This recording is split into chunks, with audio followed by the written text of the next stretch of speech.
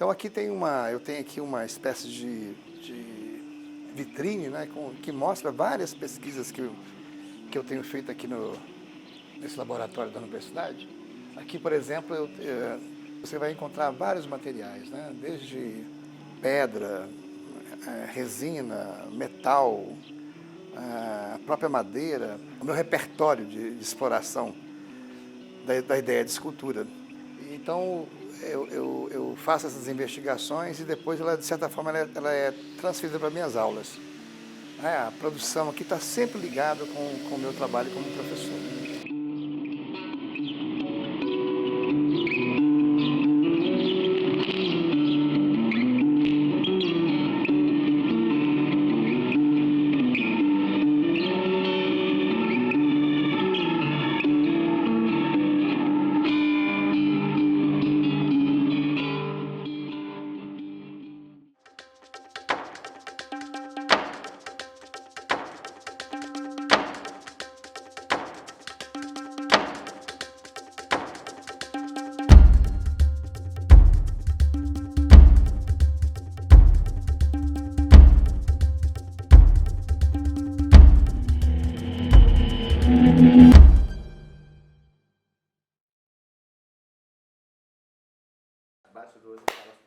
Miguel Simão da Costa. Bom, eu nasci em Araguari, Minas Gerais, em 1960. E realmente a questão da escultura, sobretudo a escultura, ela entrou muito cedo na minha vida. Morava numa casa com porão e já começava a querer transformar o porão numa coisa muito próxima disso aqui, né? Obviamente não era possível, mas tinha umas limitações instrumentais, técnicas e tudo mais, mas não era muito diferente do que você pegar uma criança, talvez, de outro lugar, que tivesse todas as informações, porque até onde eu podia fazer por conta própria eu fiz. A informação sobre pintura chegava muito mais rápido e tinha muito mais do que sobre escultura. Eu me lembro que eu devorava os Gênios da Pintura, não sei se vocês já conhecem isso, mas era um fascículo que tinha. Então, lá de Araguari era meu acesso mais contundente com a questão das artes visuais.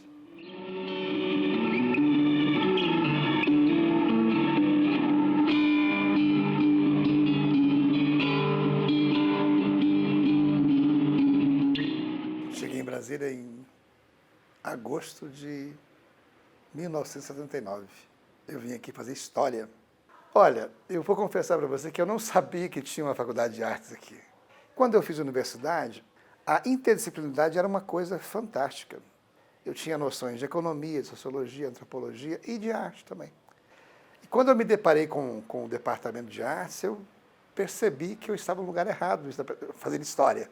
Então foi muito importante para mim. Mas mesmo assim eu não fiquei lá. Eu acabei abandonando a universidade de modo geral. Eu só voltei e terminei um curso de graduação quando abri o bacharelado. E por coincidência, uma coincidência muito fantástica, foi quando foram reintegrados aqueles professores que foram expulsos da universidade nos anos 60. Eu estudei com Atos Bucão, eu estudei com Marcelo Babinski, Marília Rodrigues, uma gravadora fantástica, porque eles foram alijados do processo, né, durante a ditadura, a ditadura anterior, né? Então, esse departamento de artes aqui, o bacharelado, ele virou uma potência. Eu me formei em pintura e não em escultura. Mas no dia que eu formei, eu nunca mais pintei. Na verdade, eu fiz uma grande fogueira e queimei todos os meus trabalhos de pintura. Não era nenhuma revolta, não, é porque ela era muito parecida com a pintura que era feita no mundo inteiro. Quando eu queimei, eu estava falando assim, não, eu tenho que lembrar que a escultura existe, que a pintura existe no mundo inteiro, mas eu tenho que criar uma síntese pessoal própria. Mas a escultura, ela tem uma característica muito diferente da pintura, do desenho. A escultura, por exemplo, se manifesta em todas as culturas humanas, todas. Não tem uma cultura mais antiga, mais inicial, que não tenha desenvolvido a escultura. Então, parece que a escultura tem uma coisa muito mais ligada à condição humana do que outra tipo de manifestação de arte.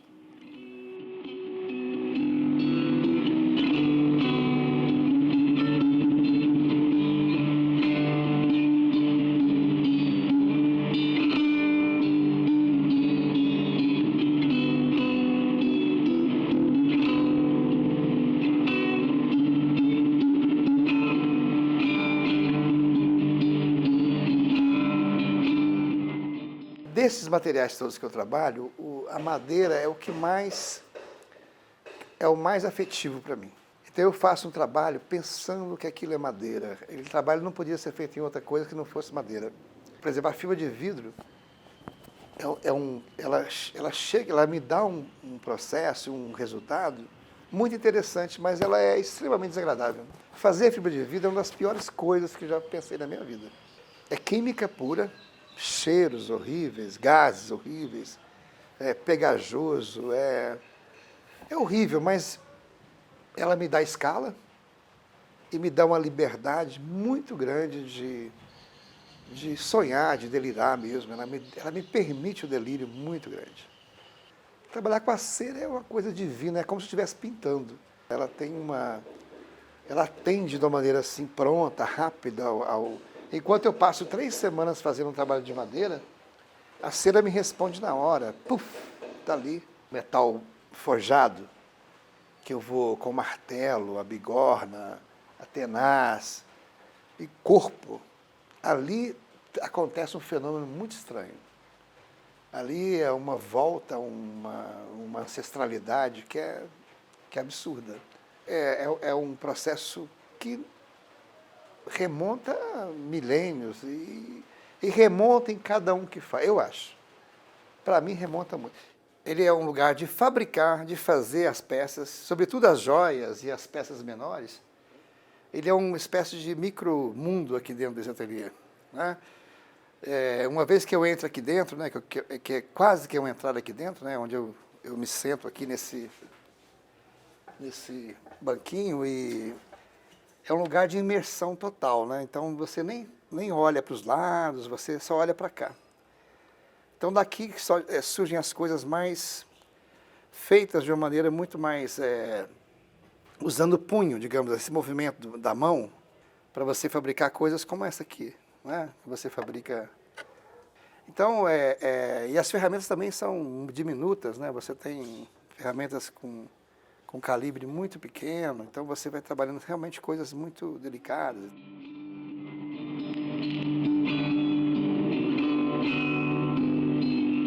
Aí eu brinco que, poxa, se eu perder tudo na minha vida, eu posso até dormir aqui dentro, né? É um ateliê de botar embaixo da ponte, digamos assim. Esse armário aqui, digamos, ele já envolve uns procedimentos mais corporal, braço, trabalho com o braço, trabalho com o corpo, que vai dar nessas esculturas maiores, né, nesses processos mais... Quando você começa uma peça de mármore, ou uma peça de madeira grande, então os primeiros movimentos, eles são absolutamente... envolve força, não que você precisa ser forte, mas envolve um corpo de uma maneira assim muito intensa, né? É quase uma dança. A gente não tem uma tradição de venda de ferramenta, de equipamentos para escultura. Então, boa parte desse material eu mesmo fabrico. Aqui nesse caso aqui, precisamente, ela ultrapassa bastante a ideia de ferramenta. Eu considero que são obras mesmo, obras com uma significação um pouco maior do que uma funcionalidade, né? E eu procuro trabalhar com materiais que eu encontro na rua, e trabalho dentro da técnica tradicional, né? De forjar no ferro e fazer o tratamento térmico, mas elas não têm nenhuma função que não seja estética e uma função conceitual. A bigorna para mim, ela tem vários níveis de aproximação com uma base conceitual, com uma base histórica, né? Ela teve um papel fundamental em várias culturas. É ela que viabiliza, de alguma forma, a transformação do metal em coisas fantásticas, né? Desde instrumentos para agricultura, até as armas, até a pré-modernidade, né? Isso era o que havia de tecnologia, né? Para a operação da matéria, né? Por exemplo, essa bigorna aqui é barriguda, ela está grávida, né? Tem até um órgão sexual feminino aqui, tem uma fenda. Essa aqui é uma típica bigorna de 40 quilos. São 40 quilos de aço.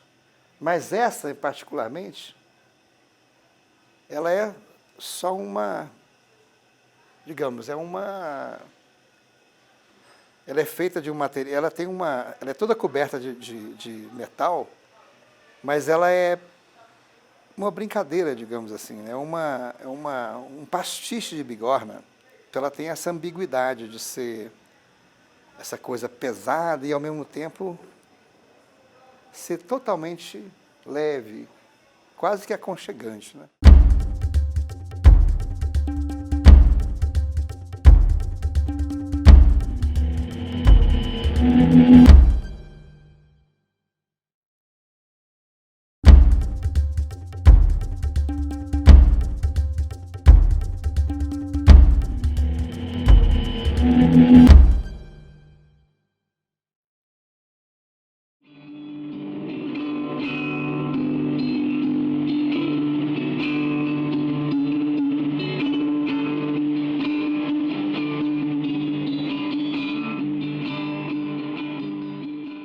Essa maneira de colocar essas personagens aqui dentro é tudo a ver com fazer uma forma de silicone para fazer reprodução. Eu acabei parando o processo nesse ponto e aceitando essas informações todas como obra final.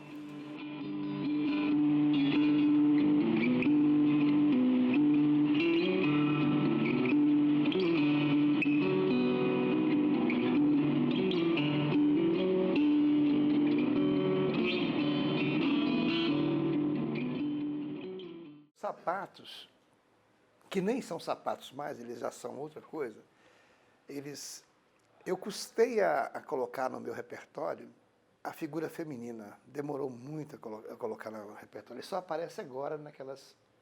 E assim mesmo tem uma ambiguidade muito grande, porque uma hora elas têm um pênis, outra hora elas têm a vulva, então fica uma coisa meio ambígua e tal. Mas o feminino sempre foi muito fundamental para mim. Quando eu descobri esse elemento, o sapato, o sapato poderia simbolizar essa questão, eu comecei a desenvolver, abstrair da forma inicial de um sapato feminino, eu comecei a abstrair essa forma e cheguei a coisas bem interessantes, né? E coisas formas, objetos, cuja síntese dava uma independência muito grande para ele, dava uma ideia de todo. Por exemplo, aqui tem um trabalho um pouco maior de madeira, que também remete à questão do calçado, e aqui ela já ganha um aspecto abstrato muito mais forte, ela já está mais complexa em termos de forma, né? E os furos são um processo técnico. Eu acabei absorvendo um processo que era técnico como um processo estético. Eu usei para trabalhar um nível cromático, né? Ela muda a cor da peça. Acontece muito de as vespas e outros insetinhos depositarem ovos aqui dentro e transformarem isso aqui em ninho. E é bem bacana, porque ela acaba criando mais uma camada, né? mais uma ação natural que acaba completando a obra de alguma forma. Agora eu não sei como é que vai ser daqui para frente, já que eu cheguei no corpo feminino efetivamente. Aí nós temos na museologia, nos museus, cabeças gregas que eram parte de esculturas e que, por acidente, por depredação, por qualquer outro motivo, elas foram decepadas. Então elas ficam nos museus expostas como pedaços, né, fragmentos, pescoço quebrado. Então tem muitos artistas que trabalham com a cabeça, fazem essa forma inicial da cabeça, mas como obra total. E o que é a cabeça? A cabeça é o símbolo da humanidade, né, digamos assim. Né? Acho que a humanidade está toda colocada... Quando eu lido com a cabeça, eu estou falando dessa coisa que é importante demais para mim, que é falar da humanidade. Cera perdida é um procedimento de fazer esculturas muito tradicional. Essa aqui, ó, está em cera ainda. Um profissional que ele vai fazer lá na fundição, ele vai recobri-la com uma camada de gesso refratário, e esse gesso refratário vai envolvê-la todinha, e ele vai pegar esse gesso, essa peça envolvida, e vai levar para um forno de desceramento, onde a cera vai derreter totalmente. Chama cera perdida. Nesse caso aqui, aconteceu um fenômeno diferente, né? Porque Você está vendo que ela é oca, né? Não existe. Então, o que você está vendo é um espaço negativo, um espaço inexistente. E que eu chamo de cera quase perdida, porque nesse processo aqui, a, a resina, quando você coloca a cera e despeja a resina sobre ela, chega um ponto que a resina fica tão quente no processo de catalisação que ela acaba derretendo a cera e criando esse oco, esse vazio. E esse vazio é justamente o que dá essa beleza para esse trabalho. Ou seja, você está falando da ausência, na verdade. Foi um processo que iria para o convencional e acabou sendo, digamos assim, ele acabou sendo interrompido porque o processo foi mais bacana e mais interessante do que um possível resultado final.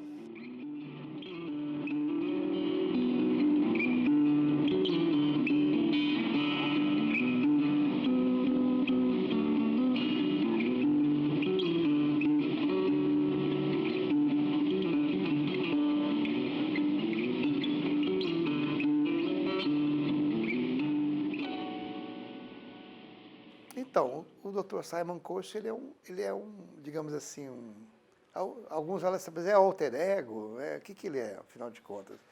Olha, ele entrou porque o Miguel Simão não dá conta de resolver as questões todas colocadas pela arte. A questão da representação, representar a figura humana. A arte contemporânea, ela abdica dessa representação, ela apresenta o próprio humano. Falar de sapato, não tem representação do sapato, ela pega o sapato e apresenta de tal forma que ele é capaz de se comunicar.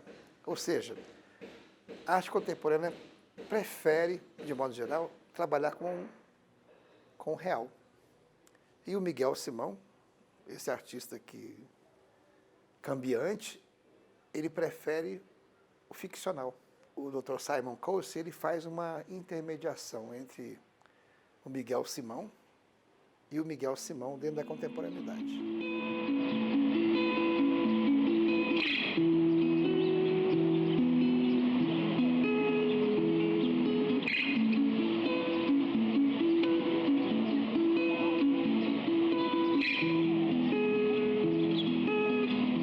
Olha, eu sou um obsessivo. Eu trabalho quase que ininterruptamente. Eu começo vários trabalhos ao mesmo tempo. Não necessariamente que eu estou fazendo uma escultura, uma obra, eu estou fazendo alguma coisa em torno, ou eu estou escrevendo, ou eu estou desenhando.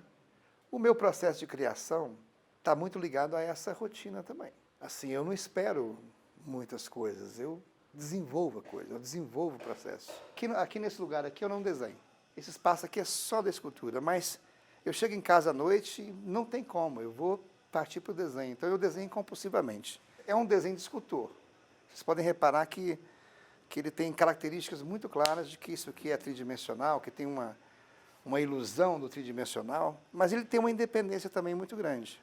Então, essas três coisas, elas andam paralelas, elas se misturam, mas elas são muito independentes também. A escrita, o desenho e a escultura.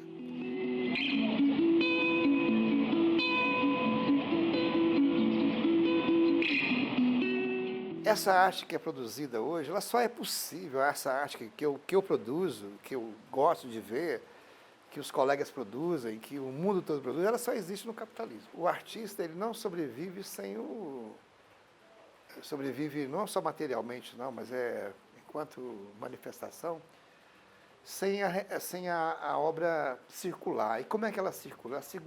Ela circula nas instituições, os museus públicos e tal, mas ela circula mesmo na venda, é no mercado. Eu não vivo de arte, exatamente, né? Quer dizer, eu vivo de arte sim, porque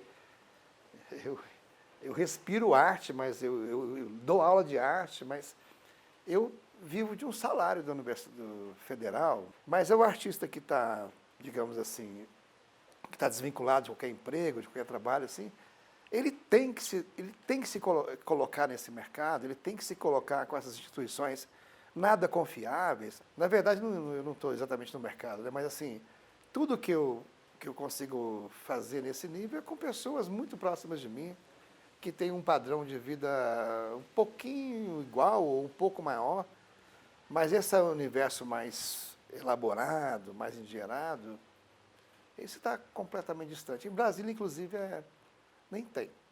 Mas, enfim, esse namoro da arte com o capital, esse namoro da arte com a burguesia, é um complicador muito grande, mas também ninguém consegue imaginar alguma coisa diferente disso. Tem uma questão de escala, de fazer esculturas públicas. Isso eu acho que isso está na mira de qualquer escultor, você projetar obras que têm uma escala um pouco maior, que elas sejam públicas, que elas se comuniquem de uma maneira muito mais, não íntima, né, uma maneira paisagística, digamos assim, né? Essa é uma meta que é difícil. O patrocínio não tem uma regularidade, e não é uma queixa, é uma observação clara. Esse digamos assim, é o sonho. E a outra minha é a parte da escrita, né, que eu tenho uma tendência muito grande a diminuir aqui a minha produção, bastante, e ampliar bastante a minha produção mais literária. Depois de 25 anos, mas a literatura tem lá uma chamada. Então, como o meu desejo de comunicação é muito grande, é o que me move, né? Então, eu acho que a literatura vai ser daqui para frente, vai ser a minha ênfase na minha vida, entendeu? Não é ainda, viu? Porque o tesão aqui é imenso, né? Da escultura. E, inclusive, é mais compatível com o tempo, com a idade, com as dificuldades, não só financeiras, mas, sei lá, enfim. Eu estou nessa... Mas, de qualquer forma, eu estou bem. Eu me acho bem. Se eu for para a escultura, se eu for para a literatura, se eu for para os dois juntos, tá? Acho que está bom. É bacana, né? Eu acho.